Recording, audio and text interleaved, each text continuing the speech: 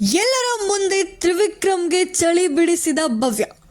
Big boss ಮನೆಯ pool ಯಾರು? ನೋಡುತ್ತಿದ್ದಂತೆ ಭವ್ಯ ಗೌಡ ಕೋಪಗೊಂಡಿದ್ದೇಕೆ? ಎಲ್ಲರ ಮುಂದೆಯೇ ತ್ರಿವಿಕ್ರಮ್ ವಿರುದ್ಧ ಸಿಟ್ಟಾದ ಭವ್ಯ ಗೌಡ ದಿನಕ್ಕೊಂದು ಟ್ವಿಸ್ಟ್ ಪಡೆದುಕೊಂಡು ಮುನ್ನುಗ್ತಾ ಇದೆ ಬಿಗ್ ಬಾಸ್.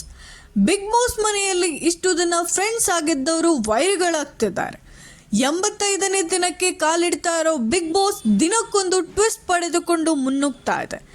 ಇದೇ ಹೊತ್ತಲ್ಲಿ ಫ್ರೆಂಡ್ಸ್ ಆಗಿರೋ ತ್ರಿವಿಕ್ರಮ್ ಹಾಗೂ ಭವ್ಯ ಗೌಡ ನಡುವೆ ಮತ್ತೆ ದೊಡ್ಡ ಮಟ್ಟದಲ್ಲಿ ಗಲಾಟೆಯಾಗಿದೆ. ಬಿಗ್ ಬಾಸ್ ಮನೆಯಲ್ಲಿ ಮತ್ತೊಂದು ಬಿಗ್ ಟ್ವಿಸ್ಟ್. ತ್ರಿವಿಕ್ರಮ್ ಎಲಿಮಿನೇಟ್ ಆದ್ರ 13ನೇ ವಾರಕ್ಕೆ ಬಿಗ್ ಬಾಸ್ ಮನೆಯ ಕ್ಯಾಪ್ಟನ್ ಆಗಿ ಹೊರಹೊಮ್ಮಿದ್ದಾರೆ ಭವ್ಯ. ಯಾವ ಸ್ಪರ್ಧಿ ಬಿಗ್ ಬಾಸ್ ಮನೆಯ ರೂಲ್ಸ್ ಬ್ರೇಕ್ ಮಾಡಿದ್ರೂ ಶಿಕ್ಷೆ ಕಟ್ಟಿಟ್ಟ ಬುತ್ತಿ. ಅದು ಎಷ್ಟರ ಮಟ್ಟಿಗೆ ಆತ್ಮೀಯವಾಗಿದ್ದರೂ ಅಷ್ಟೇ ಶಿಕ್ಷೆ ನೀಡಲೇಬೇಕು.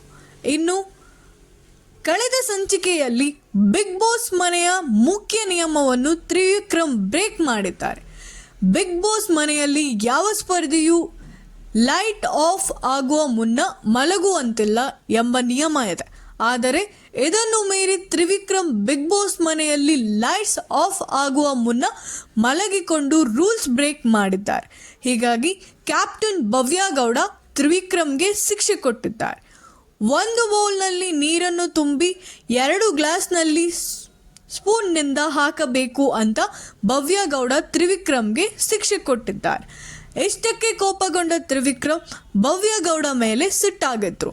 ಇದಾದ ಬಳಿಕ ಭವ್ಯ ಗೌಡ ಕೋಪದಲ್ಲಿ ಫೂಲ್ ಆಗಿ ಆಡಬೇಡಿ ತ್ರಿವಿಕ್ರಮ್ ಅಂತ ಎಲ್ಲರ ಮುಂದೆ ಕೂಗಾಡಿದ್ದಾರೆ. ಇದೇ ರೀತಿ ನಿರಂತರ ಸುದ್ದಿಗಾಗಿ ನೋಡ್ತಾ ಇರಿ ನಮ್ಮ channel. Thank you so much.